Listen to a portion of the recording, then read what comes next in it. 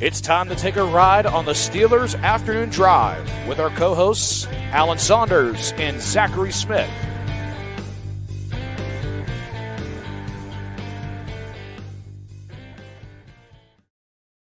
Welcome into another episode of Steelers Afternoon Drive. I'm Zachary Smith. That is Alan Saunders. Alan, how are we feeling? Pretty good. You know, there was like a delay there, just not for anybody that's just listening and not watching. That was just radio silent. You were nodding for a little bit there before we got the answer. I've been a little bit sleepy. I think I was pulling. You know, I did a night shift last night. I was working a little bit of overtime with Joe Morrison. So how was that, by the way? I didn't. I had a lot of fun. Jump in for a minute there. Yeah, but yeah. It's totally like I don't know that people. I can't even explain what's different. It's just a totally different setting. Like it is completely different doing a live show as opposed to like this podcast that we're doing right now. And I don't know that it's like one thing that I can point to, but I really do enjoy the live element. It made it a lot of fun and it flew by. And it was also like just me in a different seat. I was in the Alan Saunders seat, not hosting. So it was fun. I enjoyed it. Cool. Today was Coordinators Day, Alan, and we'll jump into that conversation, obviously. But first things first, I feel like as we go throughout the week, the first thing I always want to touch on is the injury stuff, see if there's any updates there as we get closer to the game. Still, Joey Porter Jr. and Deshaun Elliott are DNPs. I mean, they're not going to play on Sunday. Derek Harmon, a limited participant for the second straight day, and it was kind of like even set up on a tee, like, hey, even if he were to go, it's going to be on a pitch count, so don't expect to see him much, even if he is active for this game. Yeah, I was curious the way that Teryl Austin answered that question because I kind of expected him to sort of ignore it. But yeah, It seems like if we see Derek Harmon, it won't be a whole lot on Sunday. Although I do think if he's a full participant on Friday, there is a chance he will play. So I wouldn't rule him out yet either. Could that be kind of the like? I don't know if right is the correct term to use here. I'm just wondering, like, maybe that is the way to go about it, like getting his feet wet this week if he can go, and then like putting more on his plate full week of practice next week in that Ireland game. I don't know. Like if he can go, I think it would make sense to at least get him out there for a little bit as opposed to holding him off another week. Especially considering everything else that's happening the Ireland week and the time change and the sort of media circus that is going to be going there. Like having a few snaps under your belt is a big deal. Sure. I know you mentioned yesterday, like limited is probably the right way to categorize him. We've seen that big knee brace that he's wearing. If you've seen the videos of Derek Harmon, just like your assessment in terms of how he's moving around, do you think that he looks like he could play in an NFL game? I don't think he looks 100%. I do think he probably could play. I don't think they'll play him unless he gets to looking 100%. Like, what's that to me is the one reason to like hold him back is like I just don't know that he looks like the guy I saw in training camp right now. And like, remember what happened with Roman Wilson last year? Like, I don't know, like different injury, obviously, but like he didn't look right when he came back from that ankle sprain. Then he ended up hurting his hamstring. I'm not saying those two things are related. I'm just saying, like, I don't know. I would be a bit cautious here in rushing him back, even though the team really needs him because, man, not great. Well, I think that's they need him. They're going to need him even more as the season goes on, though. Like you're walking a tightrope there in terms of that. Like acknowledging that yes, he would certainly help out with the issues that you're having right now. At the same time, he needs to be able to help out for a lot longer than just one game. So I get it. I'm curious to see how this plays out and everything like that. I was curious as to what the coordinators would say. That you just mentioned Teryl Austin right there talking about Harmon. So I guess that we can start with him. Man, I was not expecting to see a Teryl Austin F-bomb dropped on my timeline this morning, Alan. Me neither. Sometimes you just got to let him loose. I respect it. He's a passionate guy. I don't know that really comes out. I don't think it does all the time. He's a passionate guy. He will grab a guy and I think if I think about this, like Mike Tomlin dresses people down parsimoniously. Like he'll put you in your place in like 8 words. and then make you sit there and think about what he just said. Mhm. If you want a Steelers coach to actually just chew a guy out, Teryl Austin is probably the guy I've seen most often just get his fingers underneath someone's shoulder pads and say, "Come here, we're gonna have a talking to." He gets fired up. He was fired up about that mistake that we talked about yesterday. Smitty, I both love and don't love that we are very often on this podcast ahead of the conversation curve.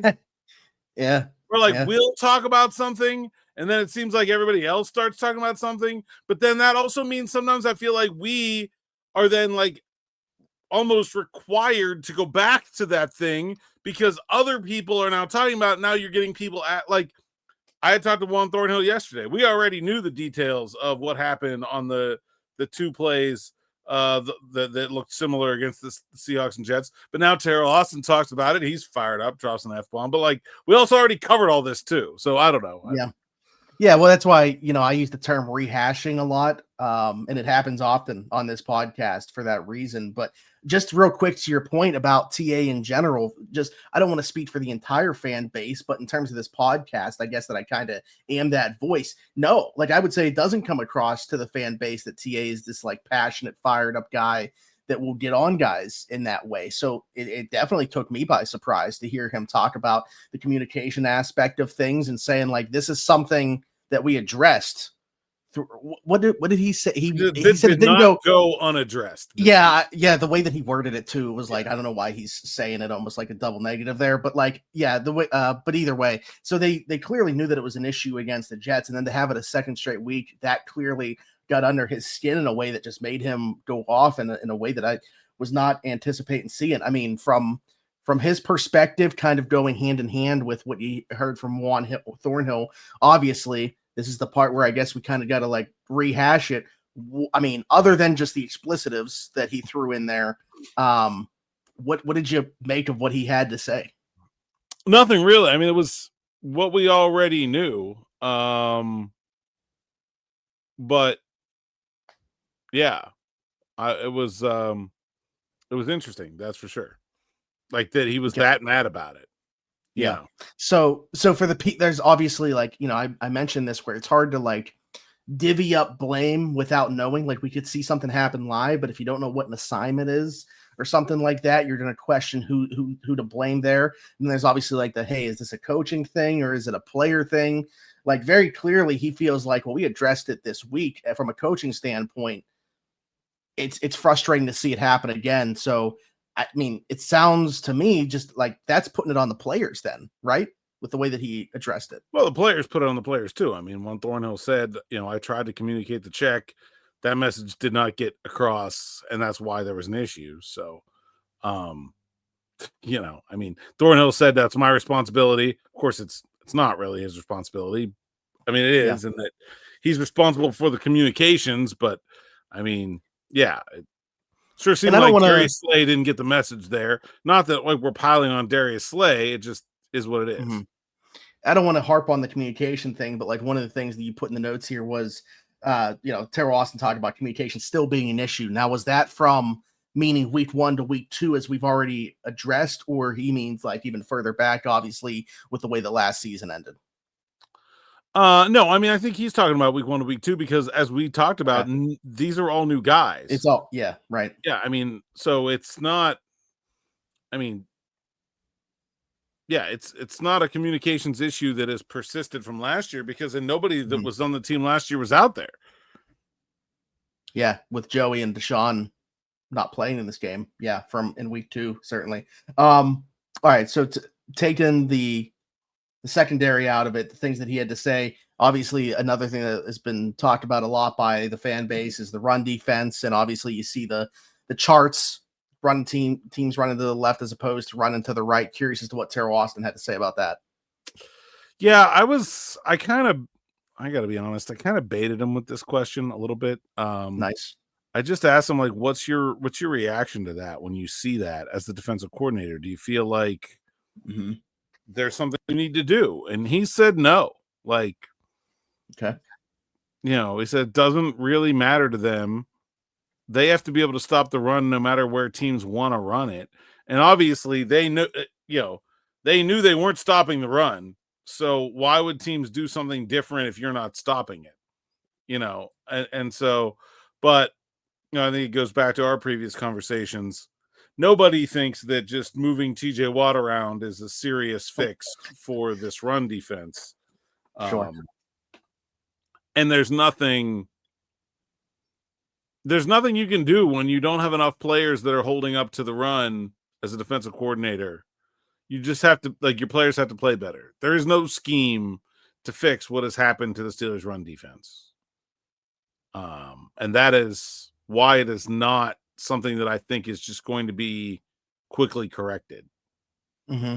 And it's not even like you got, other than Derek Harmon having not played yet, it's not like we haven't seen somebody that we feel like is all of a sudden going to fix this either. Like they've tried, obviously. Harmon will be a big deal, but sure. He's the only one that's coming. Yeah, I guess Deshaun Elliott back will help their run defense a little bit. Mm-hmm. But I don't think a lot of those big plays were because Chuck Clark was missing tackles. Mm-hmm. Maybe one. Yeah. I do think they played better in week 2 than week 1. They definitely got tired as the game went on. There was a lot of attrition at linebacker that they had a hard time dealing with. Stuff has happened. I don't think they're going to be that. They're not going to give up 100 yards every week. But compared to what we thought this run defense was capable of, I don't know. It's hard to see them attaining that. Yeah. Yeah. I want to stick on a couple of defensive lineman things here because Wyatt Black, it was a name that I started to mention there as a guy that has played more than I anticipated he was going to here early, and injuries have certainly played into that as well. But I believe TA touched on why we haven't seen him at nose tackle yet. I think the fans are anticipating that is something we could see down the line, and even pushing for it right now, even though it's not something that has been on his plate before. Curious to what TA had to say about that. Yeah, he basically said one thing at a time with a young guy, and as I said, he looks like he can physically do it. But I think asking a rookie to adjust to a new level and also adjust to a new position at the same time is a bad idea. Teams don't usually do it for good reason. And I think there's plenty for Wyatt Black to be focused on cleaning up about his play at a position he's used to right now before you need to go giving him. You don't assign extra credit to the kid who's already behind on his homework. I'm not saying Wyatt Black's been bad, but he certainly hasn't been as good as he's capable of being. And that should probably be his focus right now, not learning a new position on the fly. Mm-hmm. Not that there's that much to learn about nose tackle, but it is. If he was playing better at end and tackle and 3 tech, then it might be a little different.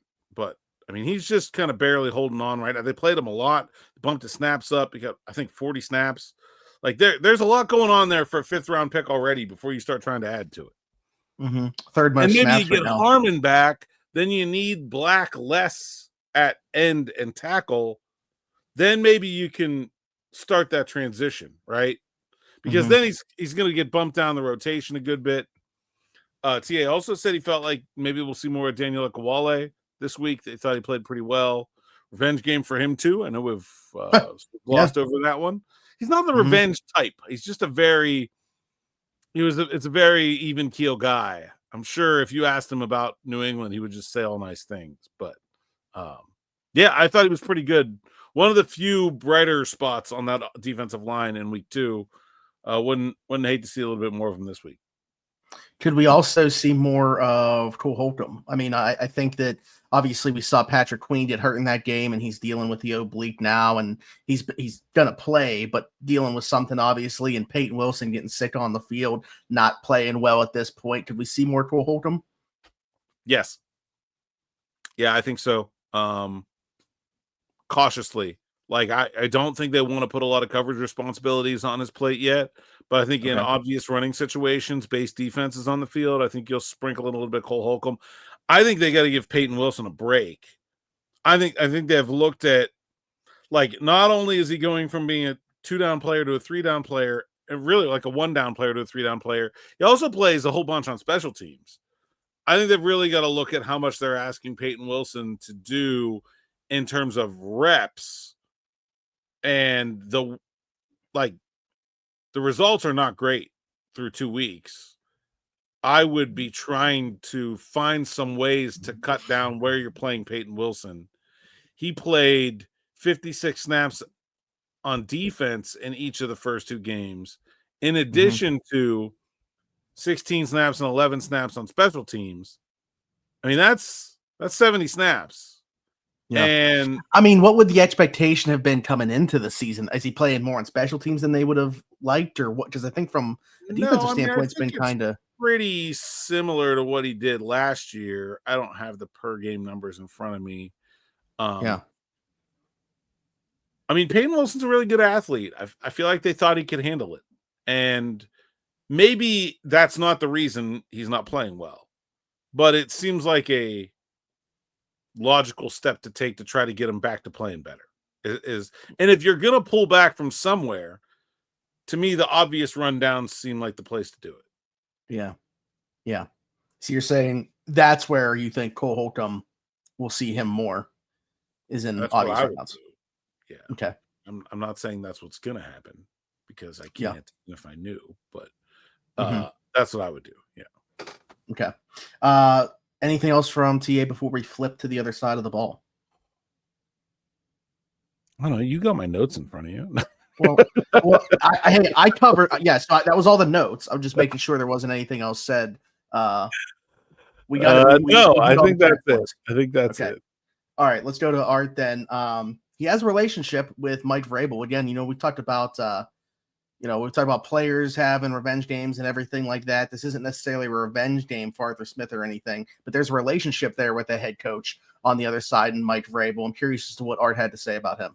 It's not the revenge game. It's the beat your buddy game, right? It's the you really want to beat this guy because you like him. Art had a great line. He said, I could go on and on about Mike Vrabel, and he'd get mad at me because he hates getting complimented. And then he stopped and he thought about it for a second. He's like, maybe I do want to compliment him more just so he gets mad, which I thought really was a good way to encapsulate their relationship. You can tell there's a genuine fondness there, but there's also that level of competitiveness that I think kind of underscores all the relationships in pro sports. Said he's one of his closest friends in this profession. Also said that he feels like Mike Vrabel, very fittingly, he didn't say this, I'm adding this, very fittingly as the New England Patriots head coach, is one of those guys that kind of has his spies out there around the league. So he was really on his P's and Q's about trying not to give anything away, because he kept referencing some member of the coaching staff. He's like, I'm sure he's going to be watching this and reading everything you guys are writing this week, trying to see what we're up to. I wonder if that person's watching or listening to this podcast. We appreciate your click from hello from Foxborough. We all like to shout out where our audience members are from. So welcome, Coach from Foxborough. Yeah. Don't have a name or anything, but Stretch John Stryker is the coach. Oh, he okay. He said, there we go. I want to talk about, so I wasn't expecting to hear TA drop an F-bomb. I'm also not sure if I went into this thinking that I was going to hear a Shaquille O'Neal reference thrown out there from Artie Smith on the other side of things, but compared Darnell Washington to Shaq just going above the rim and playing above the rim. Obviously, we saw just that Aaron just throw it up to him on the 2-point play. As soon as I saw the coverage on that, I was like, I know where the ball's going on this one. And I think it's pretty fitting to talk about him playing above the rim and make a basketball reference. I don't know. I wasn't expecting to hear it come out of Artie Smith's mouth today. Did you hear Jim Wexell's hilarious one-liner? No. After this? I don't know if you could hear it on the video, but so he compares Darnell Washington to Shaq and goes on, and then Wex gets in a follow-up question, said, well, you had Shaq matched up with Kobe Bryant. Kobe Bryant, also the defensive back for the Seattle Seahawks. Fantastic one-liner from Wex, friend of the pod. We've had him on here. Um, One of my favorite shows, by the way. 100%. And also isn't one of those ones that like has an expiration date. You can go That's back 100%. and watch it If you whatever. did not watch the Jim Wexell episode of Steelers Afternoon Drive, go back and watch it right now. That's your homework assignment for the day. Whoa. Not right now. After this episode ends. You're done watching it. Yeah. Okay. Go ahead. So, yeah, I mean, I knew the DK. I called the DK touchdown from the press box, too. Pretty obvious switch route with Jonnu running some kind of slant or a post and Metcalf running the out. They have size in the red zone. I think this is going to be a good red zone offense. You know, it's funny. I wrote this story because it was a funny quote and it's a good thing to write about. A lot of comments were like, I'm just like, they're 4 of 5 in the red zone right now, plus a 2-point conversion. So probably the best red zone offense in the NFL. There's nothing to be angry about the approach so far. The mishap with Calvin and Pat, you know, for an interception is in the red zone too, right? I mean, if Calvin doesn't the one time they did not score a touchdown, the ball was intended for one open receiver and hit the hands of another open receiver, that close to having 2 different touchdowns. Mm-hmm. Yeah, I mean, yeah, I agree. I think it's going to be a good red zone offense. Just get into the red zone. Yeah, the getting into the red zone is going to be a lot harder for him than the red zone offense, for sure. Art also talked about the running back rotation, something that has been my personal axe to grind for 2 weeks. Basically said they want to keep Jaylen fresh for the course of the season, and that's one of the reasons that and also said that there are certain personnel groupings that are just Kenny Gainwell's, that those sort of have always been his and will continue to be his. I don't have a problem with that. I understand where he's coming from about the big picture. I don't think 10 more carries or 10 more touches is going to hurt anybody, though. I think make a pretty significant difference in the offense. I don't know. Maybe that's just me. Yeah, 13 touches, 18 touches. Those are the first 2 weeks. Yeah, give me like 23. I'd feel pretty good about that. 25 would be even better. That's the number this came up last night on the night shift, and I said 25 would be the number that I'd be shooting for, and I think he's capable of. Do you think there's still some question internally if he can handle that type of workload? I don't know. Like I can't figure out why. Yeah, I can't. Art mentioned again today that it wasn't available to us a lot last year. Like that wasn't really relevant to the question, so it certainly seems like that's part of the line of thinking. You know what I'm saying?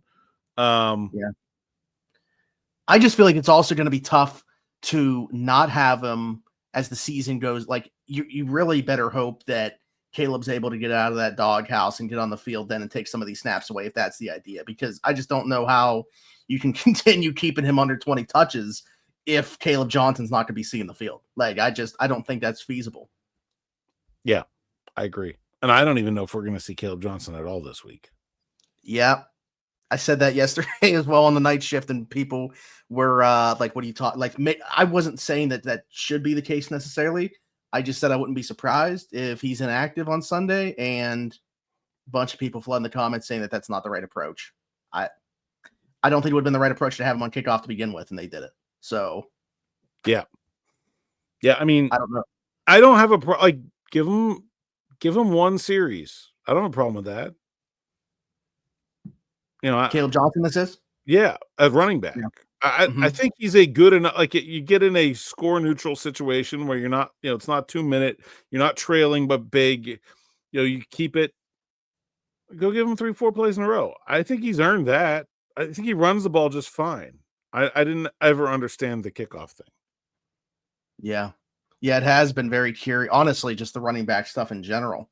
I feel like he's a better change of pace to Jaylen Warren than Kenny Gainwell is, they're very similar players. Yeah. And Gainwell is a lighter, less physical runner for me. I like it when you have a speed guy for the change of pace to be someone who's going to punish you physically. Like that's sure. I think there's a real utility to Speed. Here's a 230-pound guy who's just going to run as hard as he can right at your chest. Like, I think that helps. Even if it's not flashy or overly impressive on the stat sheet, I think there's a benefit to doing that and also gets your third-round pick involved. I would be trying to give him a couple carries. Yeah. Would you trust him enough? Like, if we're just talking about the red zone, would you trust him enough in those type of situations? Like, if he got like a goal line look or something like that? No, I want my best players in the game on the red zone. That's fair. Okay. Speaking of the running backs, though, you mentioned that not only did Art bring up Jaylen Warren, you mentioned you talked to Jaylen Warren today. Curious what that was about. Yeah, just basically trying to feel Jaylen out for how frustrated or not frustrated he is by this rotation right now. Seemed to be saying all the right things. Not that like I would expect him to. These are reading between the lines expeditions sometimes. The one thing I wanted to find out is if he felt like he knew what was happening ahead of time. And the answer to that is no, is that he is finding out when he's coming off, when he's going on in real time, like the rest of us. Nothing's like predetermined. That was what it looked like to me, was that someone was just following a script and not paying attention to what was happening on the field. You know what I'm saying? Where it's like, we want to play, Jaylen Warren 6 out of every 10 snaps and Caleb Johnson 4 out of every 10 snaps, or not Caleb Johnson, Kenny Gainwell, and it doesn't matter what happens, right? And then you have this guy's running really well, and then he comes out of the game. That's what it looked like to me. But he said that's not the case, that it's just sort of, whenever they call him, he goes. And I don't know. I think the way that they've forced touches to Kenneth Gainwell to me is a easy problem to rectify that the offense has shown through 2 weeks. Yeah. No, I mean, I agree. I'm trying to think of how to word this. It's just, I think if you have it in your mind, like, this guy needs to be out in these packages, this guy needs to be out in this packages, regardless of what's happening in the flow of the game or anything like this. Like, you see how well Jaylen Warren's played. I think he's been their best player through 2 weeks, to be quite honest with you, at least on like a per touch basis, efficiency standpoint. I just think you can, get away from what's making you the most successful if you're just completely ignoring the hot hand. And not only is it the hot hand, I mean, he's the better player anyway. Like, I don't know. So I don't know. The whole thing's just kind of been confusing to me. Same. And unlike the run defense thing, it seems like, like you're saying, there is an easy solution to this. Yeah. I mean, I think that's an area where there's some changes that could be made pretty easily that seem to make sense and would help. I think the pass defense, like we talked about, it's reasonable to expect veterans who have a long history of success in the league that haven't necessarily played together, figuring that out pretty quickly. I like, that makes sense to me. The run D, I think, could continue to be a problem for a little while. I don't necessarily see till they get Harmon back, then maybe we can see what things look like. But that's like, to me, the big hope there. Before that, I don't really know what happens. And then you can just field the kickoff and be a heck of a lot better on special teams. That would help as well. Probably ignored the special teams to a point that, I mean, other than Boswell, I don't know if the special teams unit has necessarily been super impressive to me up to this point. Again, 2 games, but I think that there's been... Arthur Smith did have a 2 games line in his press conference that I really appreciated. Somebody said, like, the Pats have the worst passing offense in the league, and he's like, 2 games. Okay, all right. I really appreciated that. Well, I think it was the worst pass defense, actually. But he was like, 2 games, like, whatever. The head coach 2 days before said about 2 games being a trend, or whatever, however he worded it. Yeah, I don't agree with him. I don't agree with him. I'm just saying, I need Art and Tomlin to have a conversation about how important 2 games are. I think 2 games, when it is something that you had a reasonable suspicion of being an issue entering the season, then 2 games, okay. Yeah. It's like it's stuff that you thought that'd be good at, and the opposite, by the way. Like, if there's something that you thought this team was going to be horrible at, that they were just, some Scotty Miller had 2 back-to-back 100-yard games to start the season. We should not be writing him in the Offensive Player of the Year ballot. Like, I might be, just because. I want to close out with a question here from Fred Taylor, and I'm honestly, to be honest, I'm going to tweak this a little bit. One, I appreciate one of my favorite running backs in his time with Jacksonville Jaguars. So thank you for watching the podcast. Hey guys, good job. Question: after the defense has not played up to the hype for 2 weeks, I know this isn't high school, but at practice with pads, we would always ramp up practices, energy, push weak elements. Where do you think it's just another week? So the way that I was going to tweak this was, do you notice anything different in practice at all after a loss, especially like the way that it happened as opposed to a win? Or is this week kind of just been business as usual from that perspective? We're pads on Wednesday, which is fairly uncommon in season. Okay. Hit hard enough to tear the ACL of one of your offensive linemen. Yeah. Which is obviously why you don't do that very often. I think it's funny. I had a lot of people comments like, why does TJ Watt need rest? I was like, because if you get TJ Watt hurt in practice, you look like the dumbest coach in the league. That's why. Yeah, He doesn't need rest. He needs to not play football and get hurt when it doesn't matter. There's no problem I don't think with TJ Watt. Yeah, I don't think a lot of fans would question why TJ Watt has rest days or anything like that. But for the people that do question that, those are the people that you can't win with, because exactly what you're saying. If he gets hurt in practice, imagine the bashing that is taking Darius place. Slay is 34 years old. He has X number of snaps of football left in his life. How many of them do you want to use on a Wednesday practice in week 3? Mm-hmm. But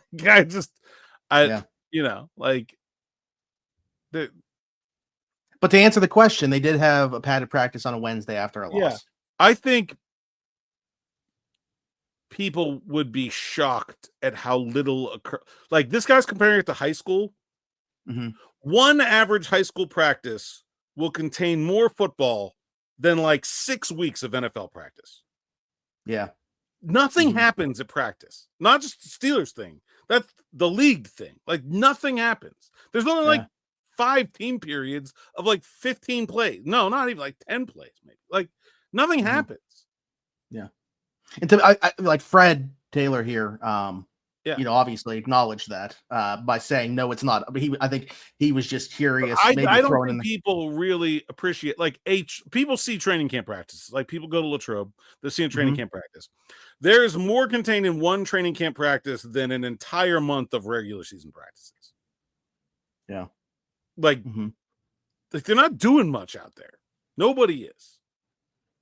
You have too much invested in these people and their physical health, and the risk reward benefit doesn't work. You don't get that much better practicing against each other in season physically. You get better mentally. Oh, I need to see this look. What does this motion do to our defense? How are we going to call this check? You got to go do that stuff. But in terms of like physical, you're not getting physically better during an NFL season. For the most part, you got as physically good as you're going to get on September 1st, and you're just going to degrade yourself physically over the course of the season. And the team that will do the best at the end is the one that gets least worse over the course of the season. Yeah. Okay. All right. Good stuff. Appreciate the question, Fred Taylor. Yeah, it's a good question, because people ask me stuff like that all the time. It's like, no. The proper response to getting your butt kicked is to not go kick your own butt. Get yourself hurt, get yourself beat up, and make yourself worse for the next week. Yeah. I'm just going to keep pretending that is Fred Taylor, the great Jacksonville Jaguars running back, though. I mean, clearly. Please do not comment and correct that, by the way. Shout out Belgrade, Florida. I mean, I assume that's where this comment's coming from, because that's where Fred Taylor's from. Good stuff as always. And Alan, tomorrow is already Friday, so we're going to be previewing and picking them. And speaking of picking them, coming to you later tonight will be Alan once again on our screens with Julianne Pelusi's Pick 'em. But Alan, until then, tell the people where else they can find you. Hey, Saunders _PGH on X, Instagram, TikTok, and Blue Sky. PGH Steelers Now site's account. SteelersNow.com. Go there and read the words so I can get paid. Sign up for SN Plus, and you get ad-free words. You get free access. You get access to our SN Plus subscribers only live stream coming up September 29th. That's the Monday after next, right after the Steelers get back from Ireland. That'll be at 6 p.m. Meet Smitty DB. And we got a new shout out down at the bottom there, Mr. Carlos Kennedy. So welcome. And from Los LA. Angeles. There you go. We love that. We love that. And of course, anyone can like, subscribe, hit that bell for notifications here on the YouTube channel. We have 16,700 and Neil O'Donnell subscribers today. Neil O'Donnell came up in the media room today. I can't remember why. We spent so much time just talking about Kenneth Gainwell. He's wearing 14 right now. George Pickens, obviously. I think we've thrown this name out there, but Tevin Jones, who is like way older than I thought that he was. Still playing in the CFL last time I checked. Mm-hmm. Yeah, and he's like 32 or 33 years old. And I'm like, what? Yes. I thought this dude was like in his 20s. But anyway, yeah, good stuff. Also, you didn't say anything. I thought the way that I threw that to you, feeding off us previewing and picking them into Pelusi's pick'ems was great. But, maybe you're just so used to my excellence in transitioning, you weren't even fazed by it. No, it's the standard. Yeah. Standard is the standard. Be sure to like, subscribe, hit that notification bell, hit us in the comments. Questions for the episode, topics that you want talked about, all that good stuff. You guys know the drill by now. If you're listening somewhere else, Apple, Spotify, wherever you get your podcast from, be sure to a 5-star review and subscribe over there as well. Just search Steelers Afternoon Drive. Do the same thing on TikTok, and then you'll find me everywhere. Zachary Smith, PGH. For Alan Saunders and myself, thanks for jumping in. Take another ride on the Steelers Afternoon Drive.